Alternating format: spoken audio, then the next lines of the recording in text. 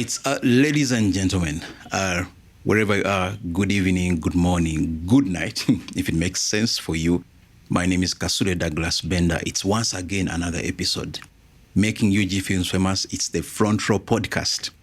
We are happy. I hope you're happy wherever you are. We hope you're pushing in all ways that you're pushing. We hope you're doing whatever you can to make sure things are better for you. It's amazing. Another episode. We have always been excited that we bring you the people who matter. And our mission is very simple, making UG Films Famous. Today, I am riding alone. My other musketeer decided to disappear, but I am here, and I have a very special guest for you tonight. It's been a while. The first time I talked to this gentleman, it was online. We chatted, and I was supposed to meet him, but he left the country before I saw him. I think that was 2017, 16, a long time ago. And guess what? Today, I get him, and I get him in a more formal setting where I have evidence. I don't want to go bragging around. I saw him, yet I have no evidence. So today, you're going to be witnesses that I am with a gentleman who is very special, because every time we talk about a list of Ugandans who are doing it, making it big in the industry internationally for acting, this name comes up. Ntare Guma Mbaho Mwine. That's the name. He's very specific about the arrangement of the name. He's similar to some friend of mine I know, Prince Okuyo. I did a film with him, and he told me, man, my names have to be in a particular way. That's part of branding. Ladies and gentlemen, please, the gentleman, our esteemed guest. And we're going to talk about so many things today, but I'm going to give him a chance to first introduce himself so that you know I am not lying. Please, you're welcome. Thank you so much for having me, Yes, bro. It's a pleasure. Finally. Yes, very, very much. Thank you for having me on Making UG Films Famous. Yes. The mission is going very far. Yes. And the campaign is actually going very far. Yeah. You're welcome.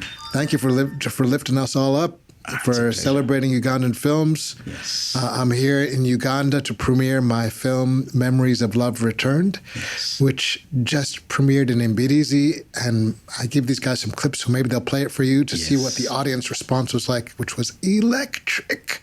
It was fire. Yes. And now we just premiered in Kampala. And I think this is going to air after the weekend of the Kampala premiere, but I'm here to announce that we will be extending the run. March 14th, tickets will be available for Memories of Love Returned at Century Cinemax Acacia Mall, 7 p.m. You can get tickets at centurycinemax.co.ug. Come on through. That's interesting. I love the fact that you start with the things that are very, very important so that we don't forget them. Like you said, he's here for a very great mission, and that's one of them. Making UG Films Famous. Very important, very important. But of course, we're going to have this conversation, and we're going to share more about him. Some of you may not know much about him. Some of you are doubting if he's Ugandan. So I'm going to try and see if he can greet us in his Ugandan language. I'm going to attempt. Please confirm. Just say anything. You can say hi to them in your Ugandan Say language. Agandi. Anyone who was doubting, no, maybe you have not heard, please greet them. Greet them. Agandi. Numarunji. Mukorachi. Ndiao. So if you thought it was a joke, it is actually not a joke. The guy is from here, and no matter what happens, he's shining wherever he is because of whatever happened to him when he was still here. Let's go to the start. I was reading somewhere, and it told me your early years, you auditioned for a play, Peter Pan. And you wanted to be Peter Pan. You ended up becoming a pirate in that play. That was my first failed audition. You didn't fail. Thank you. You Bring made it it up, to man. the list. You're bringing me down. I thought I was coming here to make UG Films famous, and you're talking about the role I didn't get playing Peter Pan. You see, this is going to inspire so many that we actually start from somewhere. No. But tell us about those days before all this. How is your childhood out there? Yeah, my parents introduced me to the arts at a young age. My dad introduced me to a camera. He bought a Pentax Asahi 35 millimeter camera to take pictures of me when I was born. It's that same camera that I used to shoot Chibate Aloysius Salongo when I met him on April 24th, 2002. And that's part of what I used in the documentary. My mom introduced me to theater arts, which I think led me to become partly an actor, exposed me to that as a young age. So my acting work now is subsidizing my filmmaking work. So one hand washes the other, and it started at a young age with the exposure I had from my folks. And yeah, I think the first audition was for Peter Pan. Yeah. And yeah, I didn't get the job. But that didn't stop me. Exactly. No. Exactly. It did not stop you. Yeah. It basically just, because you got a part on the stage. You were there. There are those who did not even make it to the list. Yeah. So that was a beautiful thing. Are you born here? I was born in Hanover, New Hampshire, in the U.S., but I've been coming back and forth to Uganda since before I can remember. My youngest brother was born in Zambia Hospital. Oh. I remember being at the hospital when he was born. My grandfather was Archbishop Erika Sabiti, who was the first African Archbishop of East Africa. And I remember we were staying with him when my mom gave birth. We'd go, so those are some of the early memories. I think I'd been coming here before that. My parents are both from Uganda. They both since passed. They're here, laid to rest. So Uganda's been... I feel just at home here as I do in the States. Oh, that's interesting. Mom and Dad, were they like active in the crowd in the arts? They weren't artists, but they supported the arts. They were interested in the arts. They're connoisseurs of the arts, so to speak, and exposed me at a young age. And that has paid off. Well, I think paid off just adds a monetary monetary thing to it. I think just exposing to the arts to anyone really just helps, whether you benefit monetarily or not, just enriches you in ways that are beyond just a monetary thing. Just a greater appreciation for look at this like the design of this space. Yes. This artistic, elements. Yes. So I feel like they exposed me to a range of arts and mediums: music, dance, drama, theater. Yeah. I'm imagining there used to be that entire attitude and thought about MDD being. They even made a joke out of it. I am a graduate of theater and film.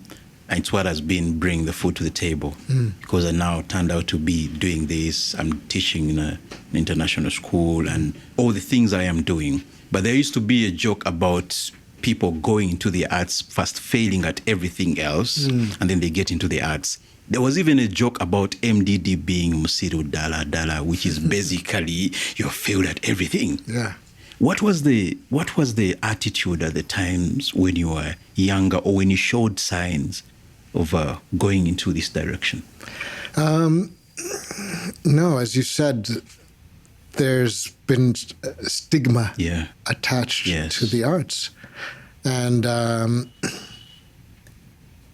we got to confess, artists can be crazy.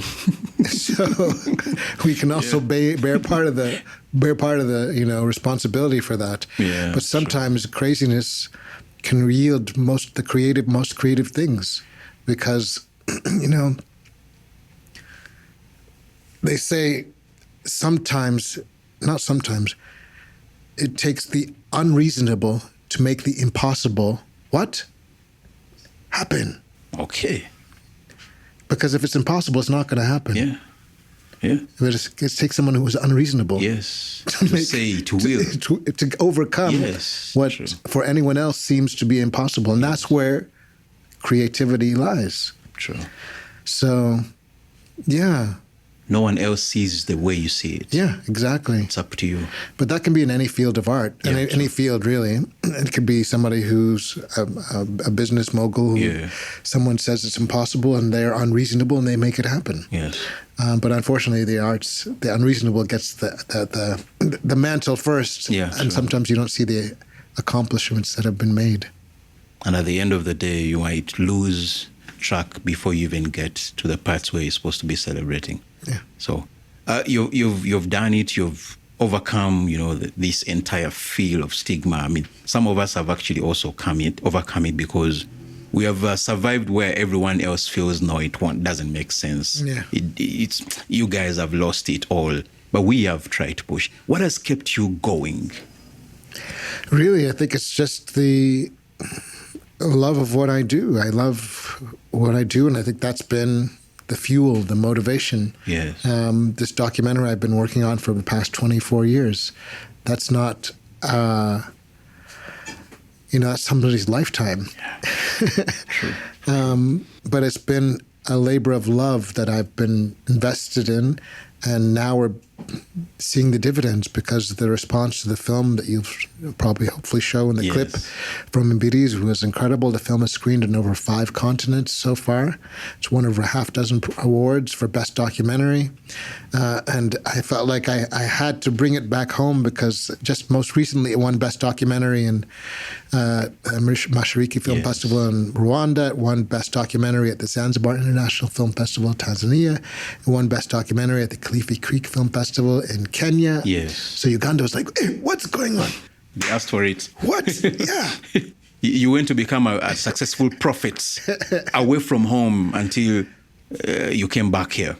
Well, the project started here when I met Shibata on April 24th, 2002. I staged a huge outdoor exhibit in his hometown in 2021, over 5,000 photographs of people from the community. So it's been here. It's just the film started outside, and now it's here. Yeah. And sometimes, for Uganda, for anywhere, they always think if it's coming from outside, it should be greater. It should, yeah. And so I think we are lucky that we had this momentum from having screened in 5 continents, won half a dozen Best Documentary Awards. It's making a bigger impression, I think, here because there's expectations. It's coming from abroad. Yeah. Well, not just coming from abroad, but also coming from abroad with this recognition. Yes. So there's proof it's good enough. I'm grateful for that.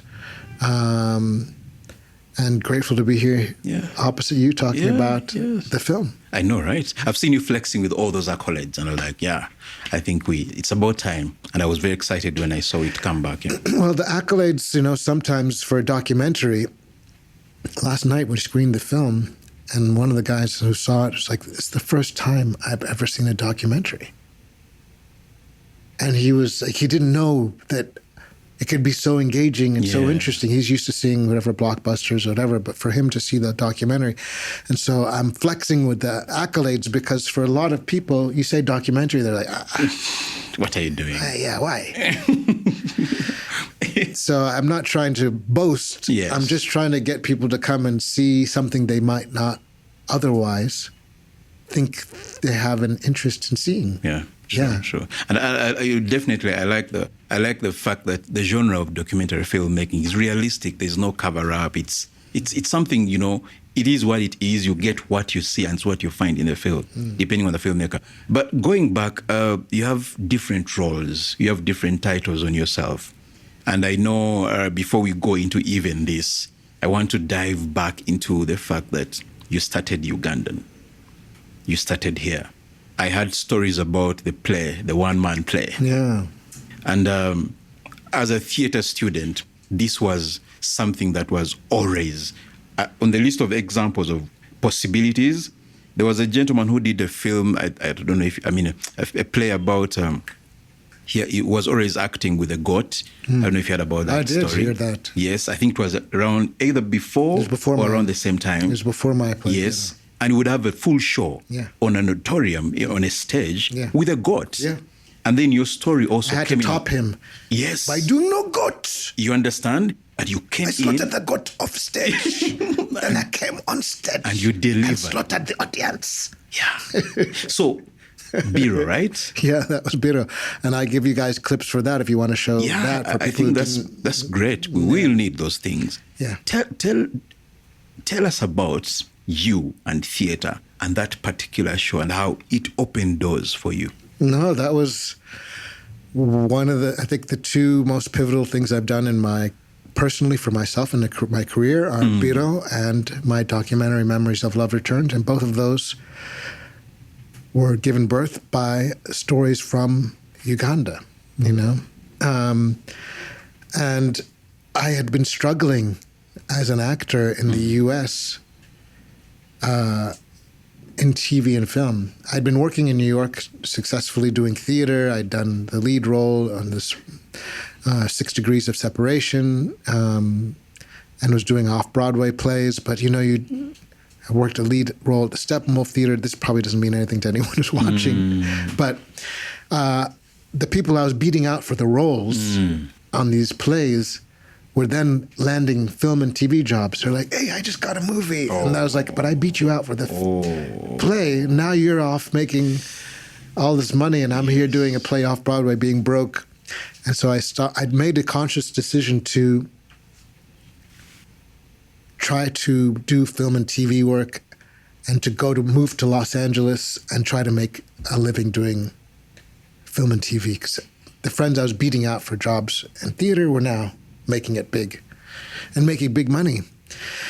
I went to LA and it was crickets, you know. And it's hard. You go from doing a lead role in like the Lincoln Center, which is one of the prominent things in New York, places to perform, to not being able to get a job doing any film and TV. I think I'd land 1 or 2 jobs a year, and that's not enough to live off of course.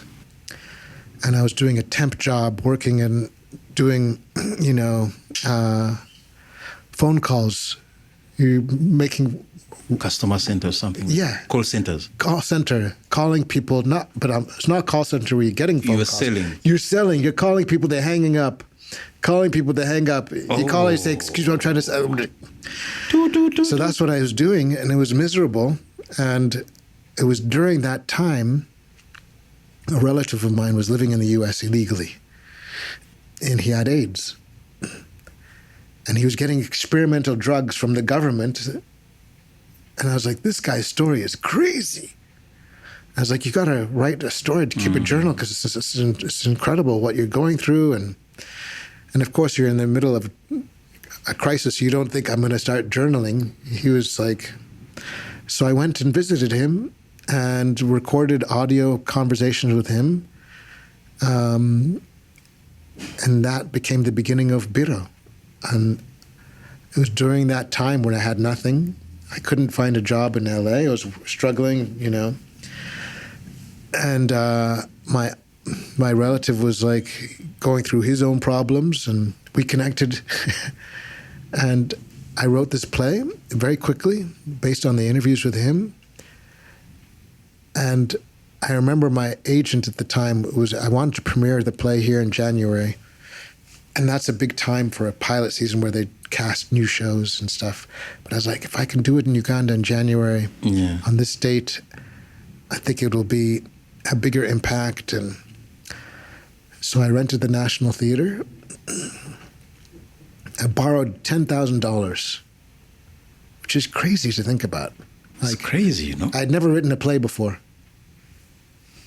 Never written anything. You talked about the crazy things people do. Yeah, that seems impossible. You see? So I rented the National Theater. I had no publicity team. I had no marketing. It was just me. It's a solo play, in part because I couldn't afford to hire anyone.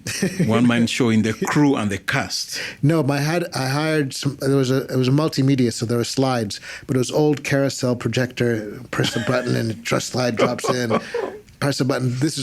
Doesn't mean anything to anyone because they don't know what slides are. But there's an old day. Film was on a slide and it had a machine and a carousel, and you had to. You press and then it switches. He switches. I think those are the things we have had in those small toys where you press something and the image changes. Yeah. So I came, and my agent dropped me in LA. They said, we don't think, you're not making us any money. Oh. We had to part ways. Oh. So I came home, I did the play. The response was electric, like unbelievable. I had sold over $10,000 of tickets performing at the National Theatre. And tickets weren't expensive. I think they were only 10,000 shillings, whatever. But we kept extending the run. People from London heard about the play.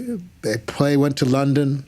People in New York heard about the play from Uganda and London. The play went to New York, off-Broadway, made the New York Times Critics' Pick list. Oh. From there, somebody who was part of organizing the African Union Summit, saw the play. They invited me to come and perform the play in front of a dozen African heads of state at the African Union Summit in Ethiopia and Addis Ababa.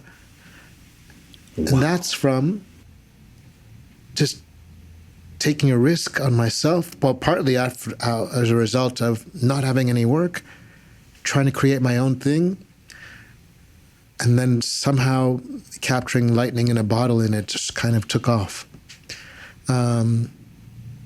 So sometimes you got to do it yourself, you know? Yeah. You see the craziness of creatives. Yeah. So the 10K you got, you said you borrowed it. I borrowed it from my friend Wendell Pierce, who had come to Uganda with me before. He's an actor. You might know him from The Wire, and he's in a million different things. He was most recently in Superman. Yes. So yeah, he's always done really well. And really a testament to him, because I had never written a play. Yes. I think I borrowed $5,000 from him and $5,000 from the bank. I think that's what it was. You even went to the bank. So grateful because he knew he wrote a check for me. The bank just looks at your whatever and they say, okay, I'll take that risk. But for him, it was a risk. But yeah, I was grateful that the run exceeded expectations here. There's people who still recognize me from doing Biro. Yes. Some people still call me Biro in Uganda. Did the agent call back? Of course. And then what do you say? See you. So your time to pay back? No, it wasn't payback. It was like sometimes, you can be relying on people who you think are going to help you, but you can help yourself more than what they can even do. True. I feel and so you want to be with somebody who can meet you where you are and elevate, not be like, they didn't even see that possibility. And so why do you want to work with someone who can't even see what you see as possible? Yes, true. How does life change, and how long did it take for things to change for you, getting to the rooms and these auditions and things like that after that show? Well, that was funny because I said I wanted to do film and TV. I went to LA to do film and TV. Yes. And I ended up going to LA and writing a play that took me back to doing theater. Yes. So in the end, I was like, I still am not doing film and TV work the way I wanted to. And I did that play for 4 years around the world. And it took its toll personally. My first marriage fell apart, and as a result of that, I was traveling around the world, and I didn't realize how much of a toll it was taking on my marriage. And unfortunately that fell apart. And it's hard to, it's a sacrifice when you do something like that. Yeah. And so I had to make a decision when I performed the play at the World AIDS Conference in Toronto. I said, that's going to be the last performance for the play. You wrapped. But yeah, because my marriage had fallen apart at that point. I think I realized everything was. I realized that as much as a thrill as it was to do the show, I realized the costs that were also coming apart on board, and I said I also missed my original mission, which was to do more film and television. We had filmed the play live at the National Theatre in Uganda. And I was like, that's it. That's my first film project that came from, at least I turned it into a film. So now that exists. And we did when we had the 20th, it's crazy to say 20th anniversary in 2003 of Biro, we screened the stage version at the National Theatre so people could, people who hadn't seen it before could come and see it. And maybe we'll do a 25th anniversary screening here as well. And it now lives on screen. And I literally had to say no more. I even got an audition for a play on Broadway, which is the pinnacle. And I said, no. Oh, really? I said, I'm not going in for that because I need to go and do film and TV work. And it's so funny, after my marriage ended and my career took off, it's like the film and TV work started happening. I don't know. Sometimes you have to focus on that. And fortunately met my wife, Asha, we have 2 beautiful kids, and everything's been really, last year I was starring on 2 different TV shows. Dexter Resurrection, series regular on that, and then on Apple TV's series Smoke. Yep. And then I was on a 3rd show, Washington Black. I wasn't starring on that one. I was a guest star on that. But to have 3 TV shows on the air at the same time, that's powerful. I felt like, finally I've got what I was trying to get. The dream. You see, when you talk about things like the side effects that come with chasing the dream, because of course everyone starts somewhere, and of course there are costs. Of course, very many artists all over the world, whoever is in the business, mental health. I just wanted to tap into how you dealt with the time, of course, when there were no jobs. There's that time everyone goes through that drought season. Yeah. And of course, the time when you now had the work, but then it was costing you other things. How do you still deal with this part of this industry or this work?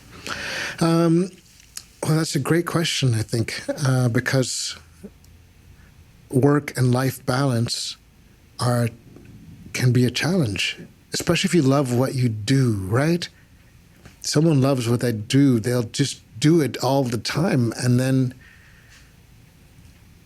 there's life outside of what you love to do, your relationships, friendships. And now that I have a family, my wife and kids, I'm going back to Los Angeles on Monday. My film screens on Sunday, and the next day you're out. I'm going because my kids are like, "Daddy, I miss you." I know. And I know I don't want to be gone too long. You see? Yeah. So I think one of the things that you learn from having been in the business for a while is that just trying to make sure that you have a healthy work-life balance so you don't sacrifice everything, because at the end of the day, family is first and foremost, really. And I'm doing this to help my family as well. So it's really it's taken a while to figure out how to find that work-life balance. And not everyone can find that, or sometimes it takes time, or sometimes it takes its toll for you to do that. Or some people,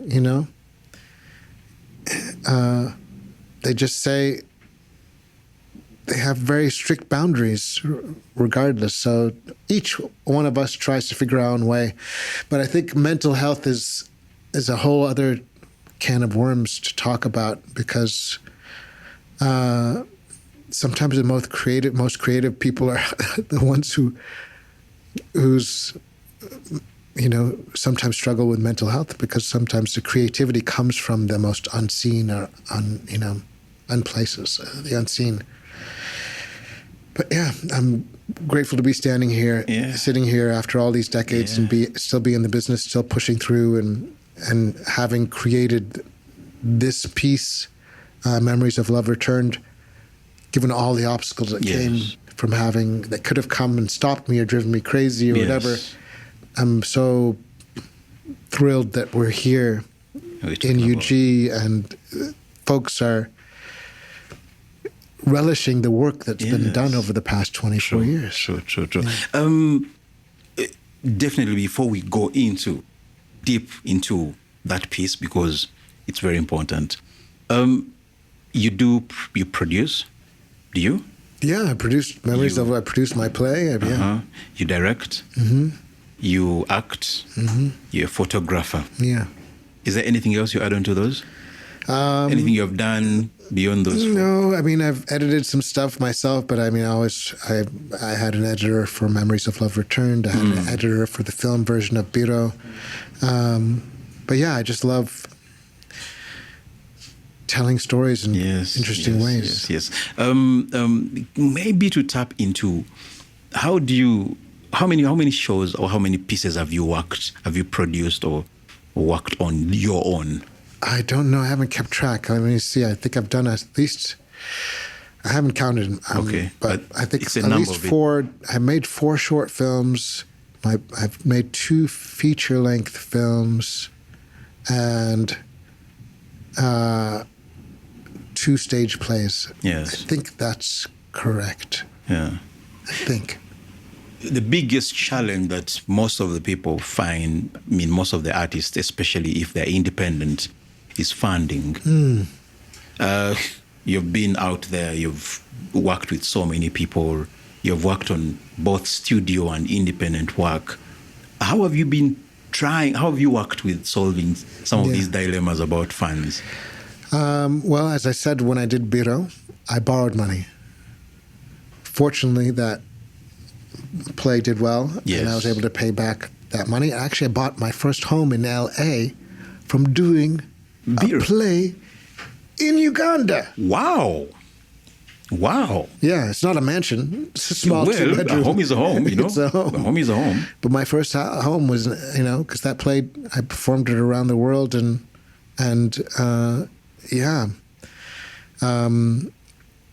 second thing major thing is this documentary. And it's been my work as an actor that has funded the work as a director. So I've been fortunate to be doing well as an actor, and that just one hand feeds the other. Yeah. Okay, so whatever you do is your funding. My own independent projects, yes. Yeah, I did get help. Steven Soderbergh, which I had worked with on The Nick, this TV show The Nick, came on board as an executive producer for the documentary. Okay. But he gave me the funding to basically mount this large-scale outdoor exhibit in Mbirizi. Okay. Over 5,000 images. But that was just for that. When I asked him, he asked me, what do I need to finish the project? I didn't think about post-production costs, editing, sound in music, color correction. Yes. All of that was my own expense. But he helped me do that exhibit in Mbirizi and hire a film crew for that. I wouldn't have been able to, I don't know that I would have, because it was COVID time. I don't know that I would have invested that money, because things were so unpredictable. Yes. I don't know that I would have taken the risk to do that from my own personal money. But I got the money from him in January of 2020. 3 months later, COVID. Yeah. Lockdowns and stuff. Lockdown, everything.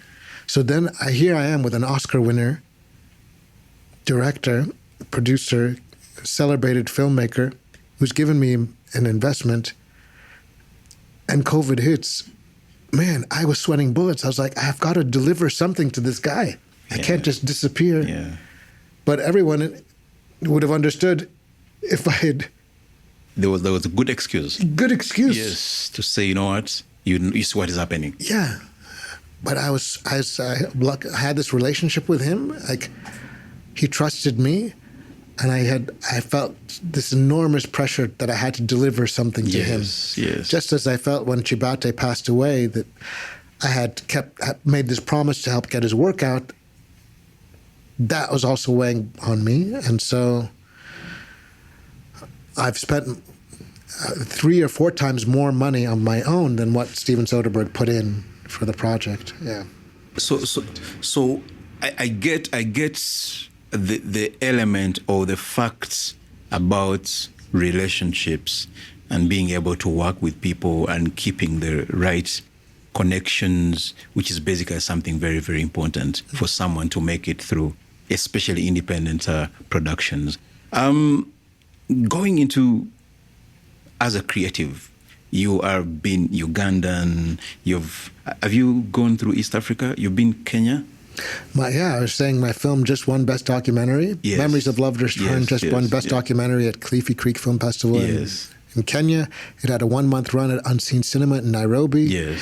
It screened in Malindi. It won Best Documentary in Rwanda at the Mashiriki Film Festival. It won Best Documentary in Zanzibar International Film Festival in Tanzania. So the film has screened in East Africa. It's screened in Nigeria, where it won Best Documentary at Afrif. Okay. It's screened in Ouagadougou at the Burkina Faso. It's made its footprint on the continent so far. So going into now memories. How did this start? It started when my car broke down in Mbirizi.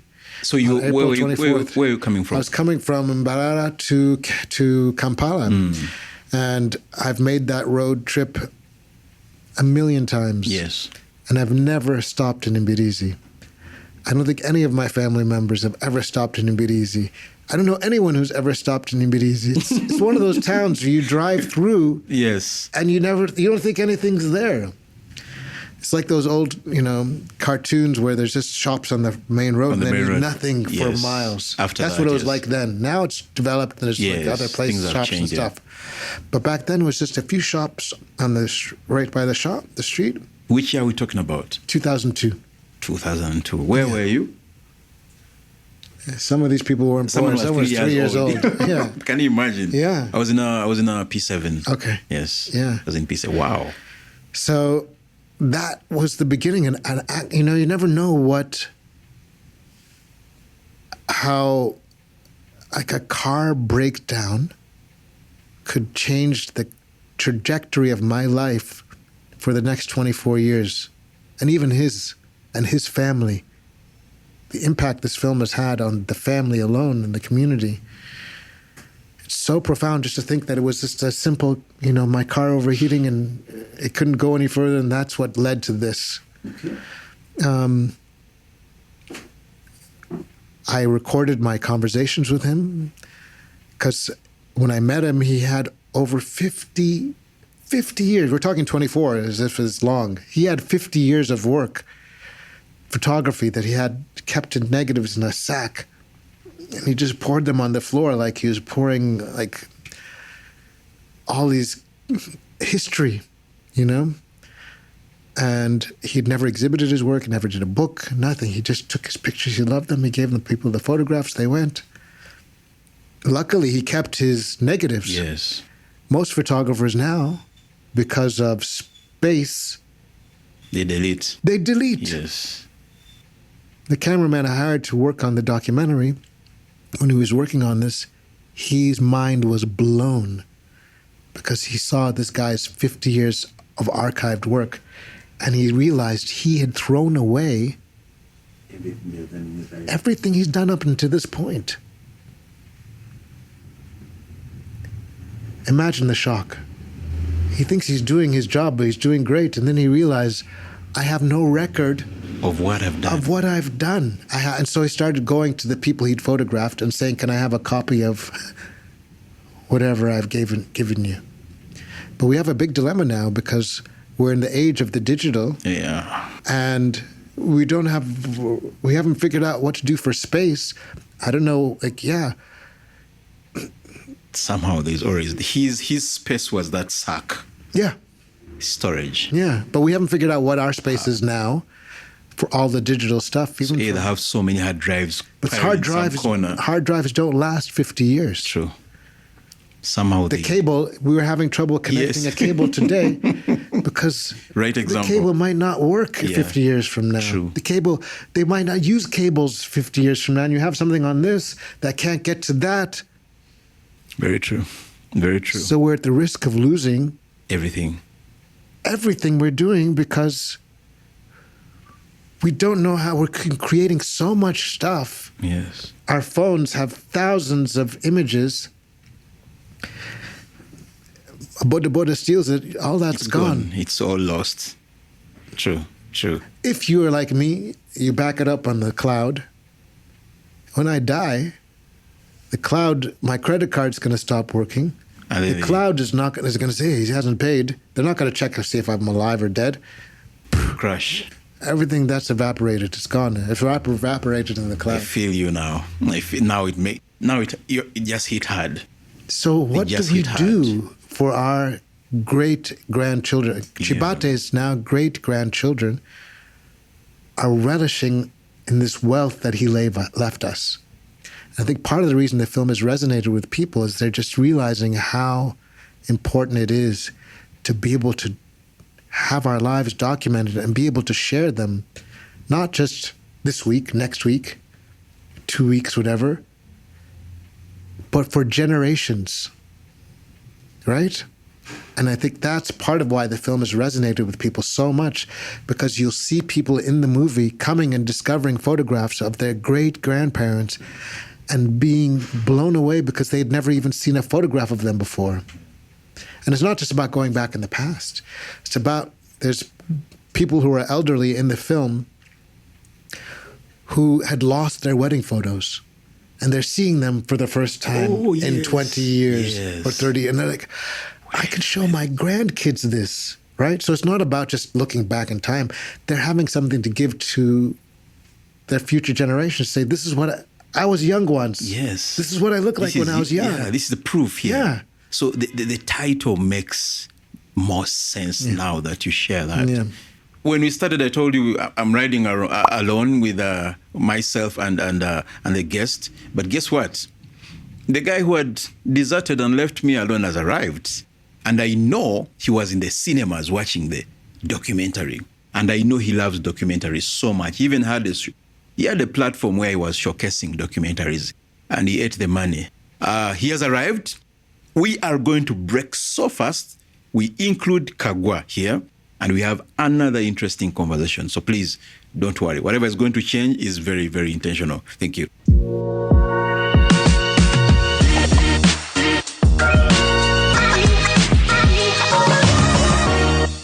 All right, ladies and gentlemen, like we said, we're going to surprise you. And guess what?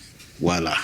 He has appeared just from nowhere. Yeah, I know you've realized that the shot just did teach you.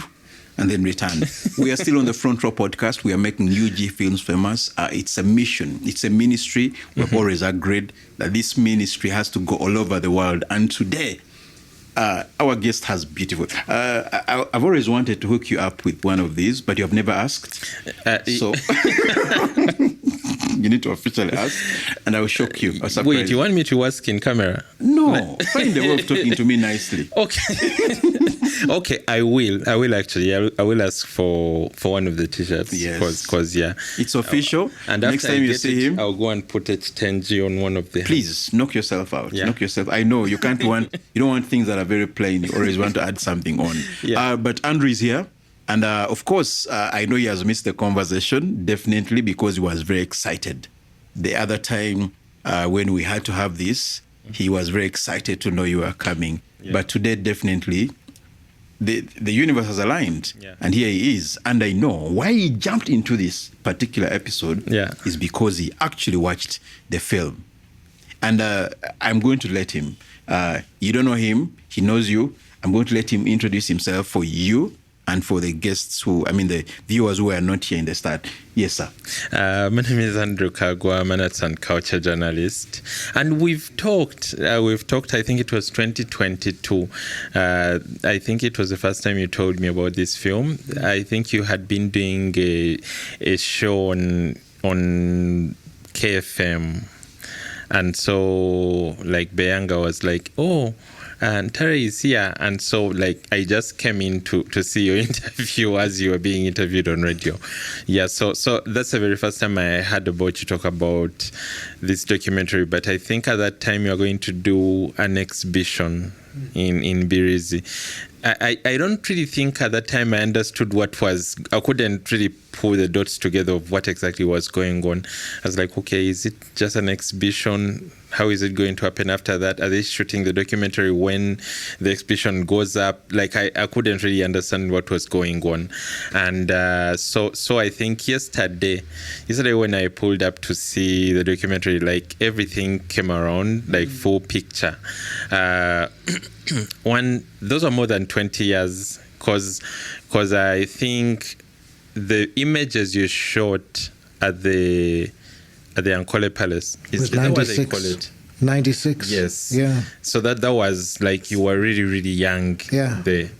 And okay, I don't know. At that time, probably you had not decided to make a documentary film. You're just shooting. I document everything. Before here, I was taking photos of the set and you guys. I love just documenting stuff, but I didn't know it was going to turn into that footage I shot of my parents at the first. My parents are divorced. They've since passed away, but for them, to me, to see them at the palace, it just felt like such a monumental thing. I was like, I have to film this. I'm sure they were both like, why are you filming me? But it's now in the film, and it's really a powerful part of the film, I think.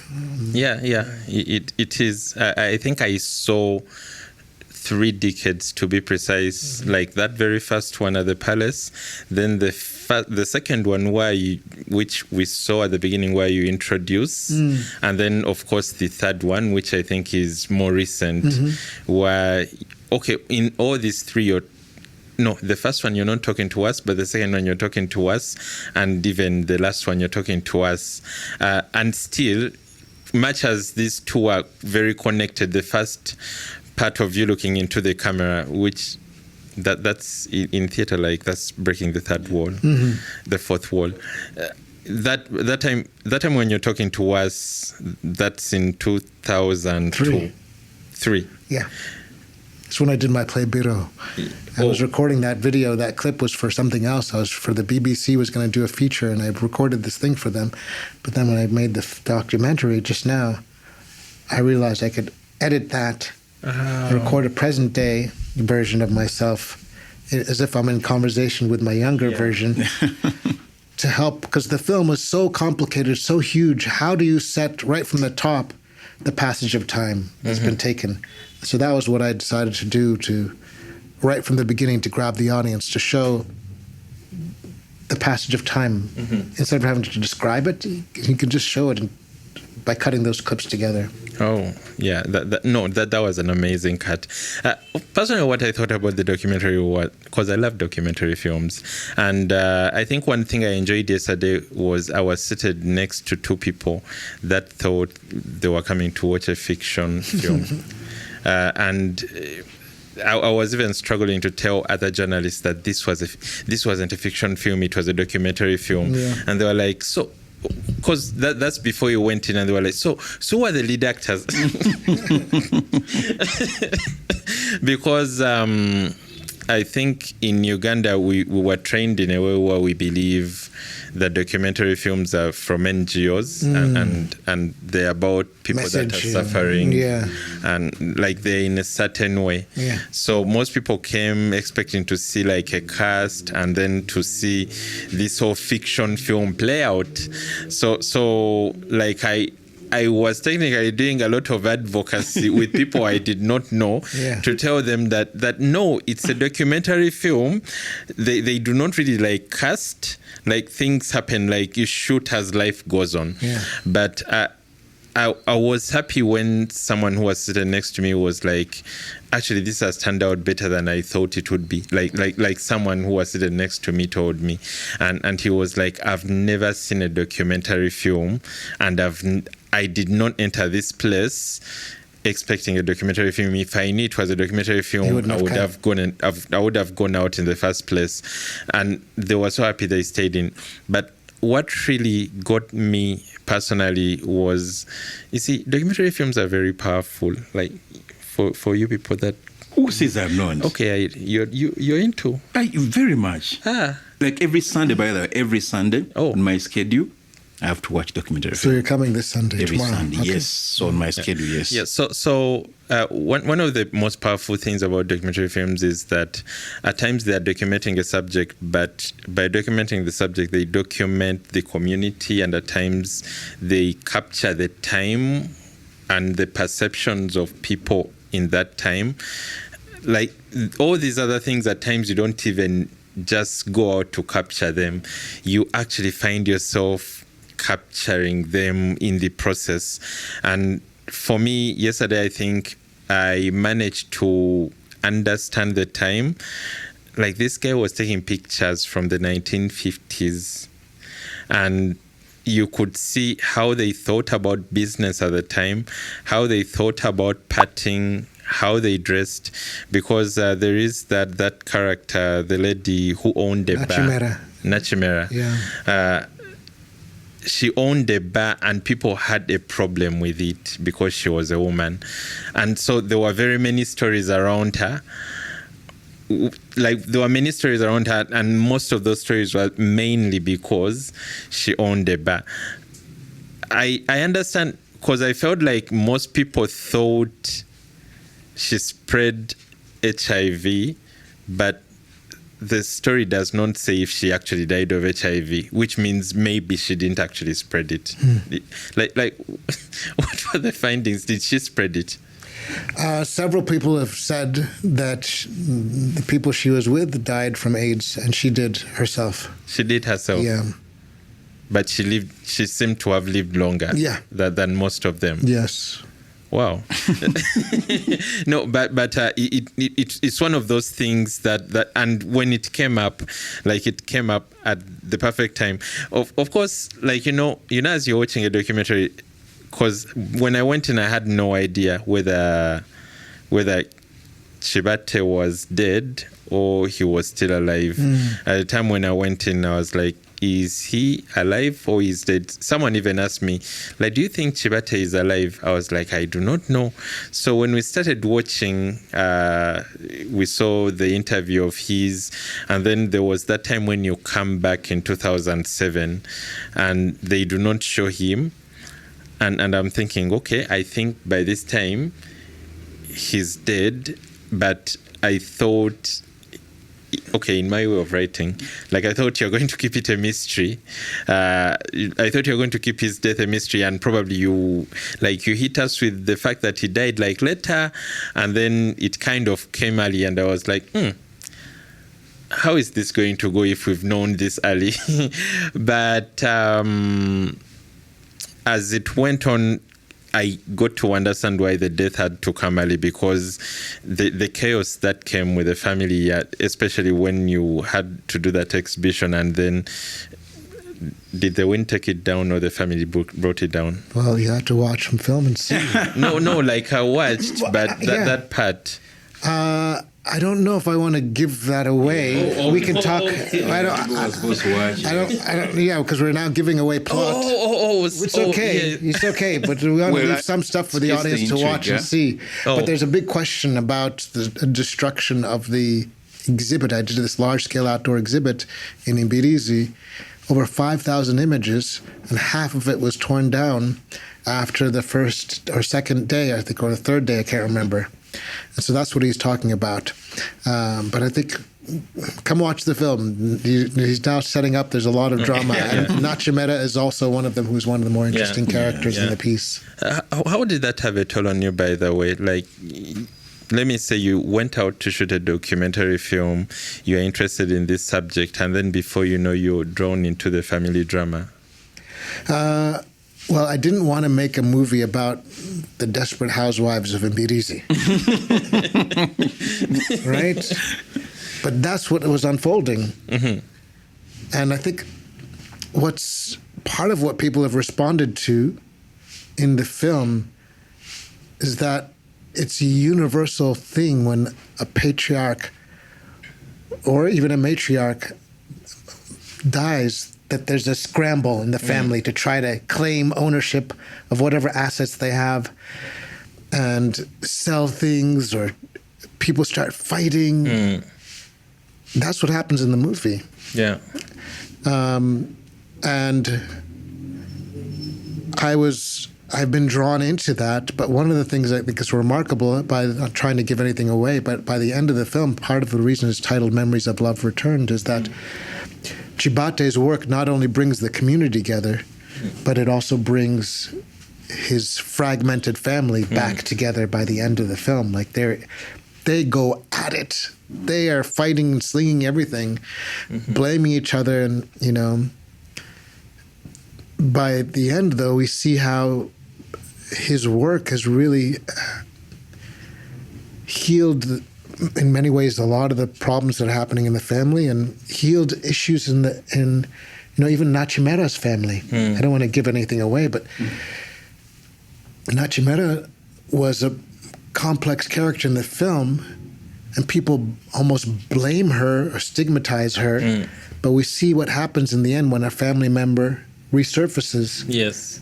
And that has also helped the audience just recalibrate their perceptions of this woman, you know? But I have been drawn in, and, you know, Mama Nyanyonjo, the third wife, had a stroke last year. Oh. And, you know, she doesn't have health insurance.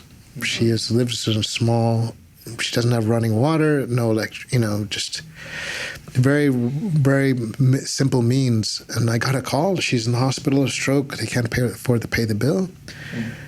I was like, I have to cover this. I can't have her die on my watch. Like, I'm touring the film, and I can't have. And then another, Mama Maria, the first wife, was also in hospital. They called me. I had to pay the bill. One of their grandkids is in medical school. He couldn't afford his tuition one semester. They called me. Someone loses a phone. They call him. I was like, hey, guys. Someone's losing a phone. The cash cow. And now you're coming to me. Is it my fault that they lost their phone? Why am I having to bear all this responsibility? The film is not making any money. It's actually been a labor of love. I've spent a ridiculous amount of money trying to get this film off the ground. I'm hoping that it'll get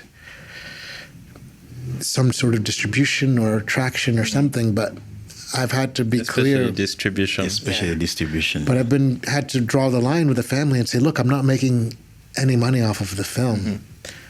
It's been costing me, and I can't subsidize or finance anytime things go wrong. So it's been, you know, but they are grateful that the film is out, because his story could have been, if I hadn't got the negatives, it could have just been gone. Yeah, lost somehow. Like how many more negatives are still out there?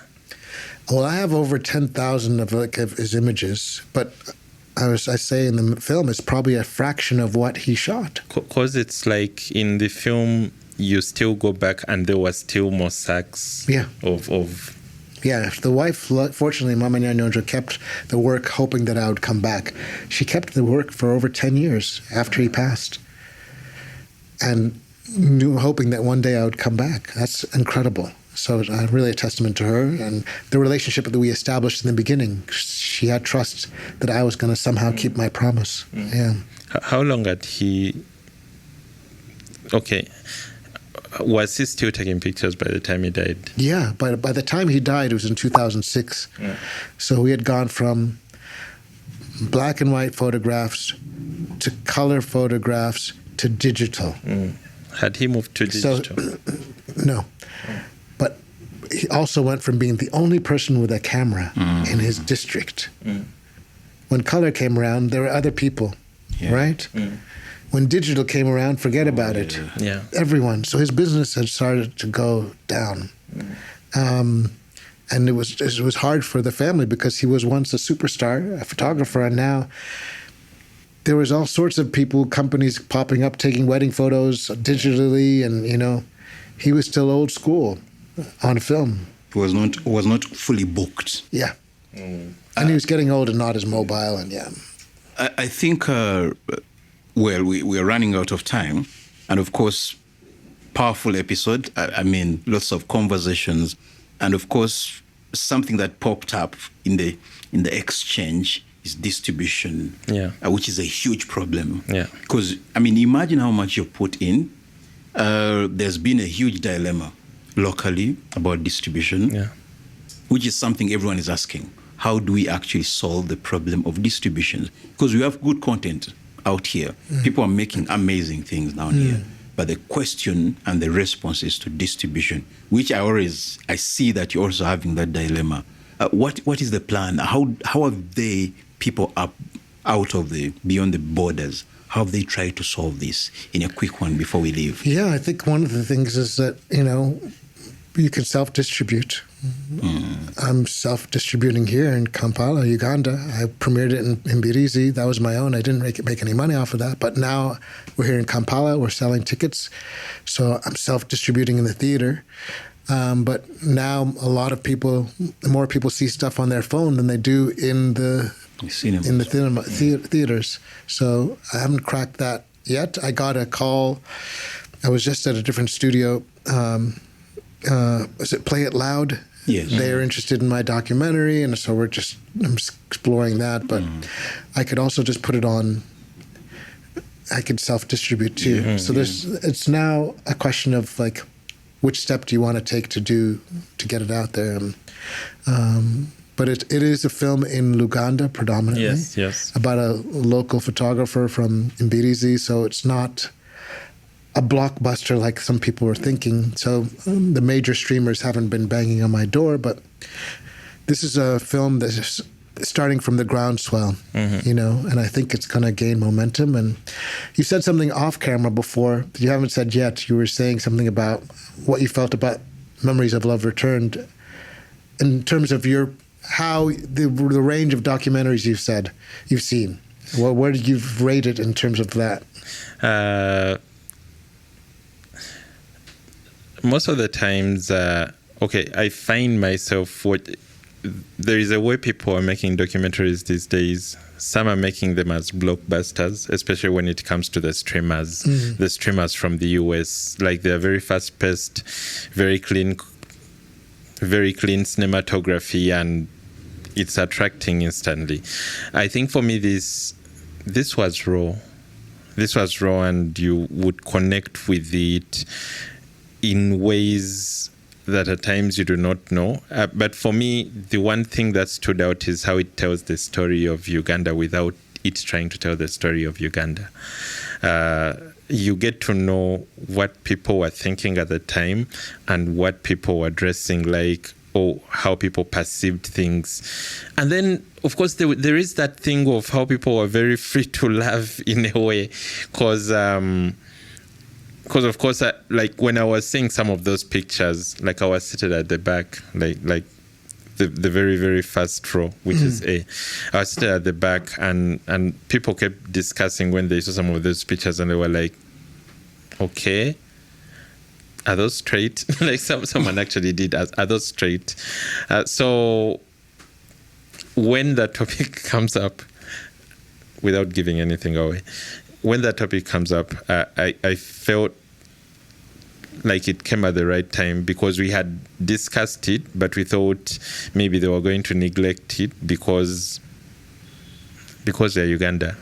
I thought they were going to kind of leave that part out, but then they actually got to discuss it. So, yeah, I think it documents Uganda without necessarily coming out that it's documenting Uganda. And above it all, it documents Mbirizi. Like, personally, I come from Rakai. I do not know where Mbirizi is. I have a feeling I pass by it every time when I'm going to Rakai, but for some reason, I do not know where Mbirizi is. but I think it's an amazing piece of work, beautiful storytelling.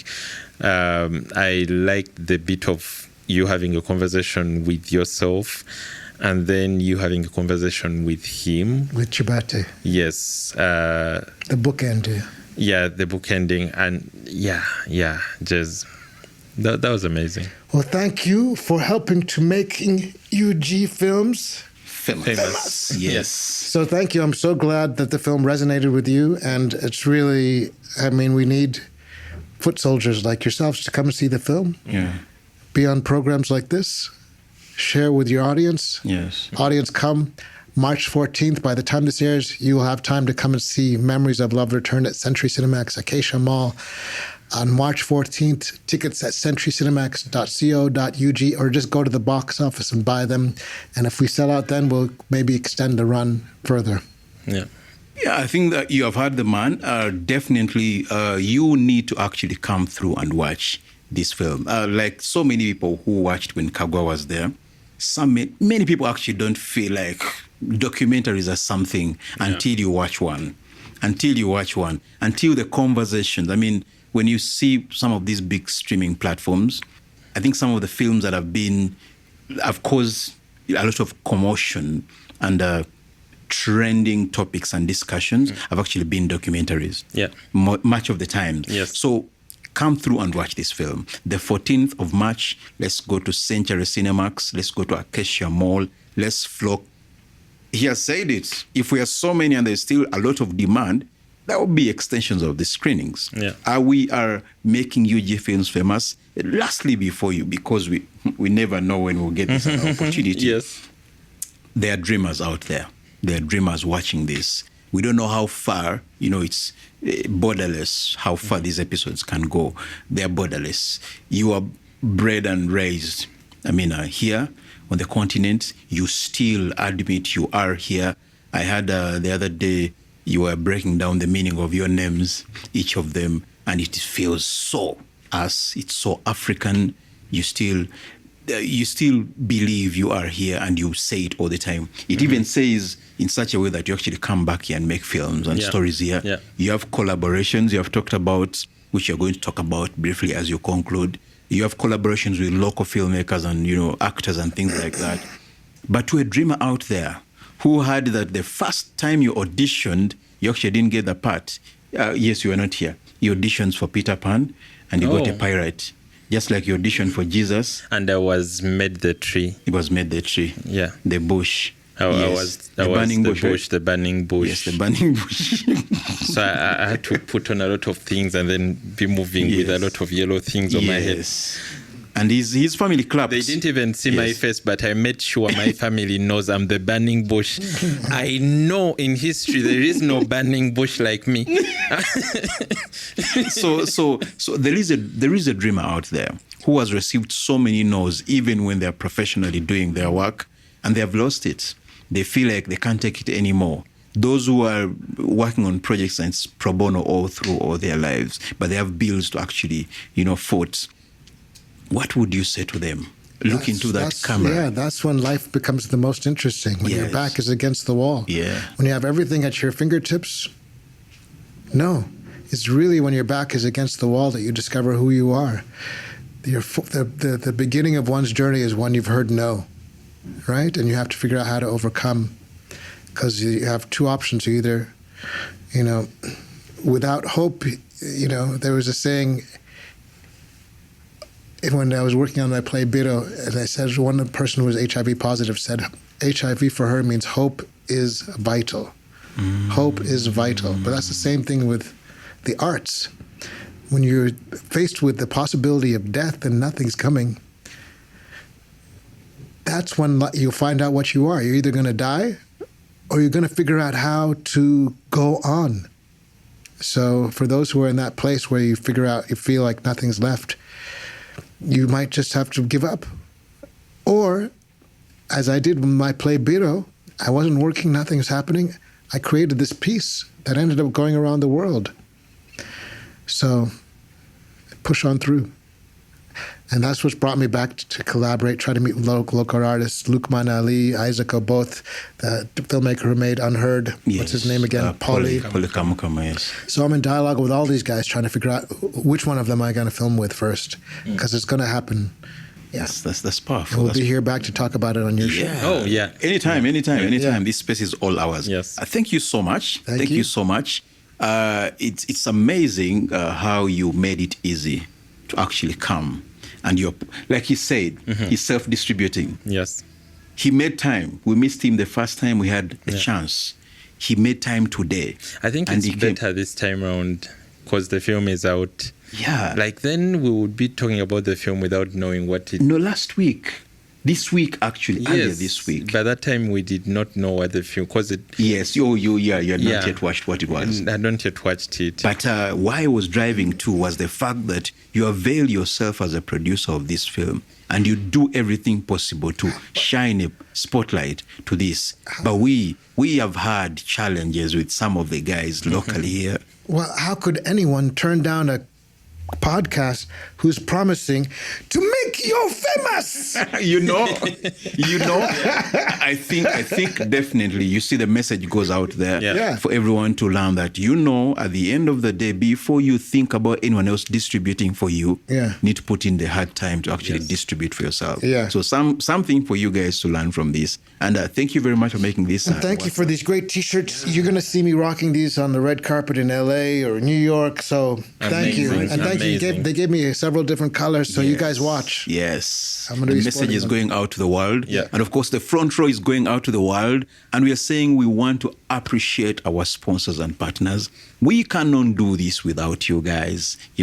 Our Center Productions, if you want anything to do with audio production, be it commercials, being film, be it TV, Center Production will sort you out. If you want anything to do with photography, you have events and you want to have those memories captured so well, Cosette Studios sorts you out. Adlam Consults, these guys are saying, if you want to be trained and coached mentally, things are not going well mentally, and you want someone to help you see the lights about your life, Adlam Consults will actually help you coach your mind and your mindset. And of course, we're talking about Ava Juliet. These guys are, you see where we are. Yeah. It's Ava Juliet. It's a studios. And if you need space to run podcasts, you want to do any kind of event, you want to have shows, TV shows, they have studios where you will actually have the best equipment is available, sound is available, sets are available, lights are available. Just come here and make sure things work out for you. And of course, lastly but not least, DSP events. You have an event, you have a wedding, you have a birthday party, you have a premiere, and of course, Cinema UG. Cinema UG are the reason why this team is together. Yeah. Do you want to market a film? Do you want to distribute a film? Do you want to make noise about a film? Cinema UG is where we say we are making UG films famous, and we appreciate for all the sponsors and partners who want to come and join us. Please don't feel shy. Don't feel shy. This ministry needs you as much as you need this ministry. Yes. Yeah, we are ministers of this industry because we say we are making UG films famous. My name is Kasure Douglas Benato Amandage Kajans Eke Salongo, and my brother Andrew Kagwa Maiga, the Shadow Katikiro. Yes, and our guest was Ntare Guma Mbaho Mwine. Memories of Love Return. Come see it March 14th with these guys. Let me know what you think once you've seen it. All right. Thank you very much. Let's go and rock all the social media platforms. Share all these episodes. Invite as many people as possible. And make sure whenever there is something that is Ugandan and film related, turn up in big numbers. And let's tell the people, yes, this is possible. Thank you very much. To another episode.